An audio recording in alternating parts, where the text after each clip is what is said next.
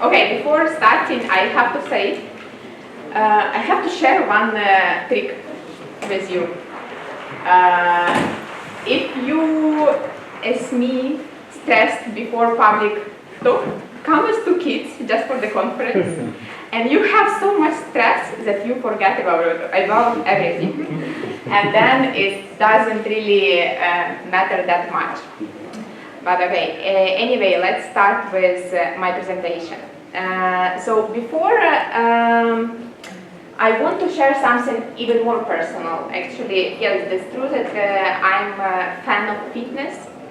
And about 10 years ago, when I was single and was working in retail actually, and I didn't have much to do during my free time, I registered in Instagram and started following like fitness influencers.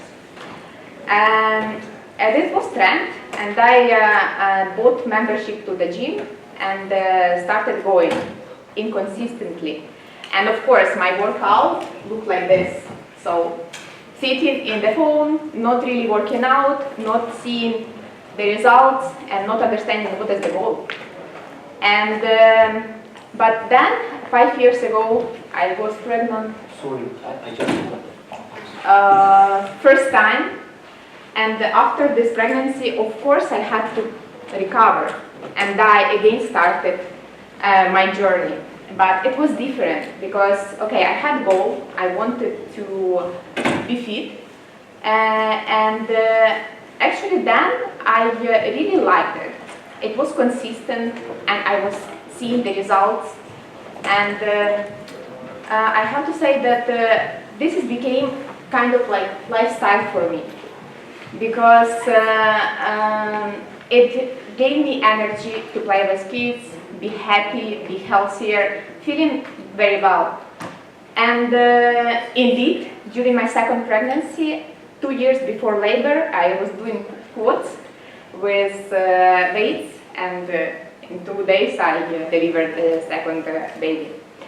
So why I'm talking about this? Because, okay, here is my family, and because actually the same happening with Agile.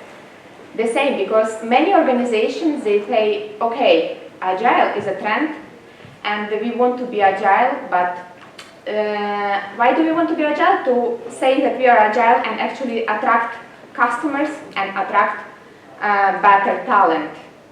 But what's happening? Happening this. We do Agile, but be honest, and we install Jira.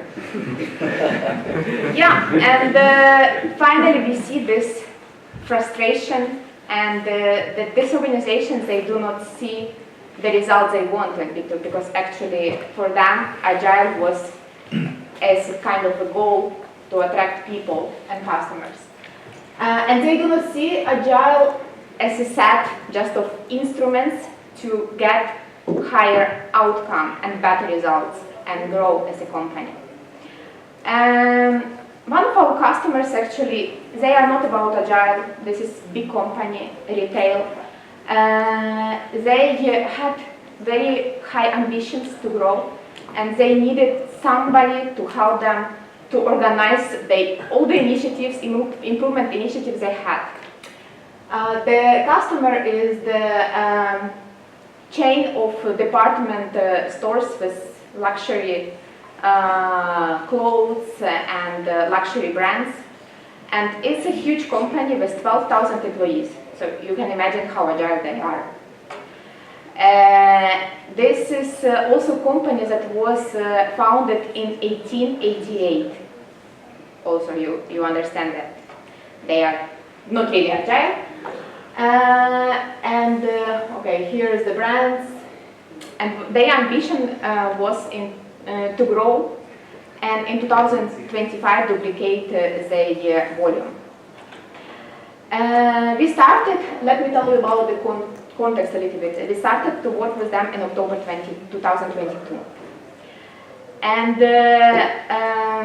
they involved 10 departments. Actually, it's like whole organization was involved in order to run improvement initiatives and to reach actually this goal in 2025.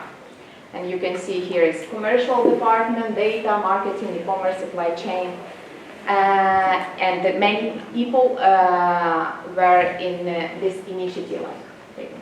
In the beginning, they had too many, completed 300 planned initiatives for improvement. It was crazy. And as I said, the company is very old. 1988 is very hierarchical and individualistic. And knowing Mexican people, that they are very individualistic and they want to show their specific output to become even more important in this organization. They were interested in running these initiatives as many as possible. Another one is that performance was done by more like task completion and output, not the outcome. And they were very focused on this output and having this output mindset. Of course, this is a very huge company, and just doing in 1 year all the transformation and helping them reach everything is impossible, but we had to start from something. We had to start working with their people and help them to organize everything. So we focused in 3 areas, which is culture, interactions, and practices. So culture. We had many conversations with all the leaders of the initiatives. You saw there are 10 initiatives, and we were having like consistently conversation where we actually were understanding their culture. And by these talks we were seeing that people are interested actually having many initiatives. And we had to find at least one value that was easy to start changing, not change completely. And this was the value of having those initiatives. Because they have had every time this narrative. We have to do everything, we have to keep all the initiatives, because this way we can reach our goal. But okay, and having all the initiatives, it doesn't mean that you will reach this goal, because you have a lot of work in progress and then you are not completing anything. And we started with the narrative, stop starting, start finishing. And this is actually through all this conversation and putting this into practice. Started ordering the backlog and just focusing on those initiatives that were helping them to reach higher results in the faster. Through this, we can see that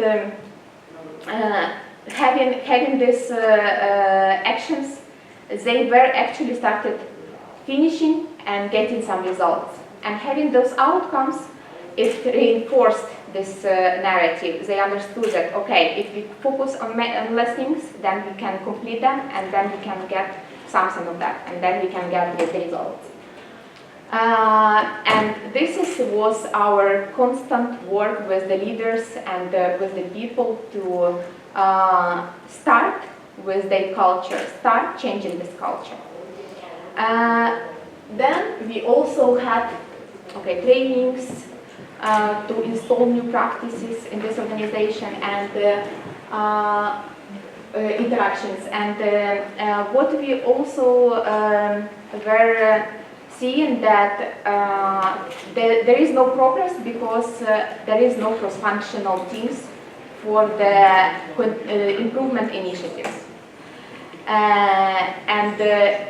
To be honest, it was horrible, especially with the areas that I was working with, because my focus was more on commercial department, supply chain.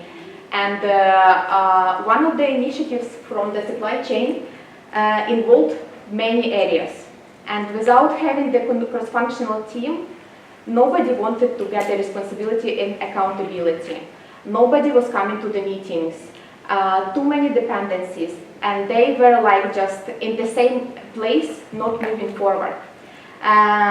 So this was the sign that they have to have these cross-functional teams. And when we talk about IT, yes, okay, it's easier. But when we talk about whole organization, where you have 10 areas or more involved, it's very complicated. But this is actually the way that it helped to reduce dependencies. It helped to move forward, to get the meetings with other people and to have people accountable, because usually it was just, okay, we have those areas that are responsible. But when I was asking, okay, so who's actually responsible? Who's going to take accountability to move forward with this? Nobody was wanted, and nobody actually, everyone was hiding behind the boss, what boss will say. And the practices. What was also interesting that many initiatives were too complicated and too big, that you had like around 1 year to analyze, or okay, 3 months to analyze and understand what is going on in a specific initiative. And they really were not able to, in quarter, to get something. So our focus was to install something that will help them to cut bigger initiatives into smaller ones. So we used A3 problem solving specifically for the initiatives, to divide them and to chunk them into smaller pieces. For example, we were with commercial department which wanted to change the underwear department in the store, and they kind of were supposed to deliver results, but they didn't even start, and they wanted to do everything, and it was very challenging, and we divided that initiative into very small, just focusing on very small subcategory in one store, change there,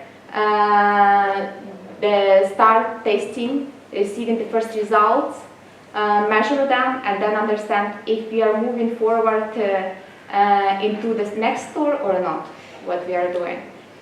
So this is actually help them not only to divide, but to have like visible tool to understand in which initiatives they work at specific moment, because they were on the walls, to have this like short 3 months timeline when you actually implement something and start measuring the results.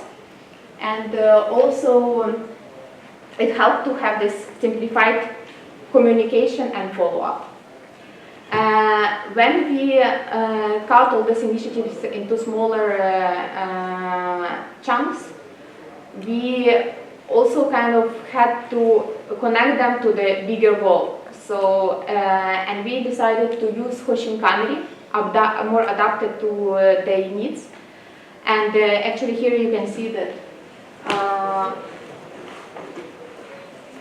we were like having strategy for 2023. What was the growth in total in the company?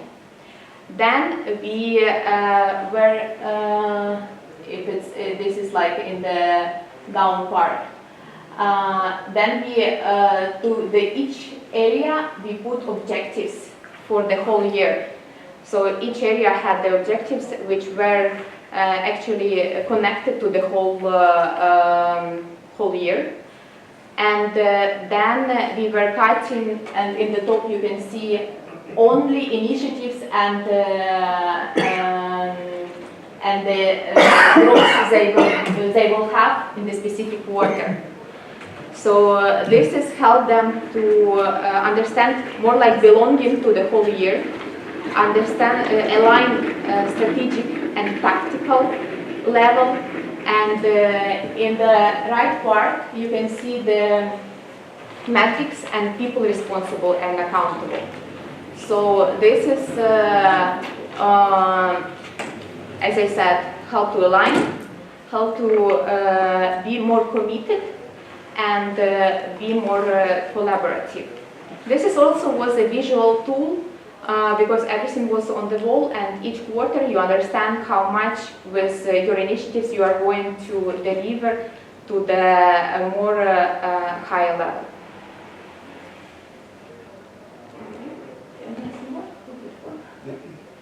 And okay, another one was Scrum, which was implemented in 3 areas, which is data, e-commerce, and customer experience.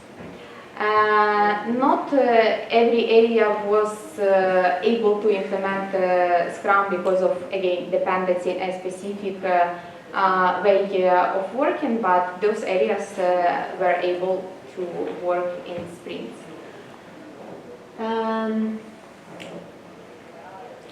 What did they achieve in 1 year after working with us? So, again, new narrative that we were constantly repeating: stop, starting, start, finishing. The number of initiatives decreased, and it was 30 initiatives prioritized and running in 10 areas.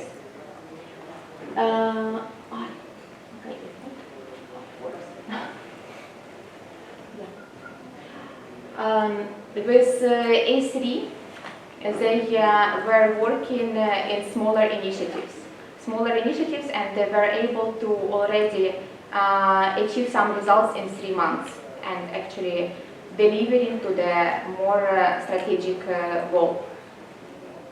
And additionally, it was implemented Obeya Room in this company. It was actually very important because always when the CEO or executive level wanted, they could come and see what is going on at a specific moment. Also, they started doing weekly meetings to show the results, and then of course quarterly to show the results that we achieved for each initiative. And yes, in 2023 the company was growing. Here is only until June, but actually I checked that in 2023 they grew 40% in EBITDA and 11% in sales. And in 2024, they continue growing, and here you can see that they grew 17% to the EBITDA comparatively to 2023, the same period. As I was saying that Agile, when we are focusing on Agile as a purpose, we are finally not reaching the results, and we are becoming more frustrated about it. But when we are focusing on it like the set of instruments or the way to achieve some specific goals, then we don't really follow the trend, but we follow our objectives and our purpose. And actually, that's it. I even have 10 minutes.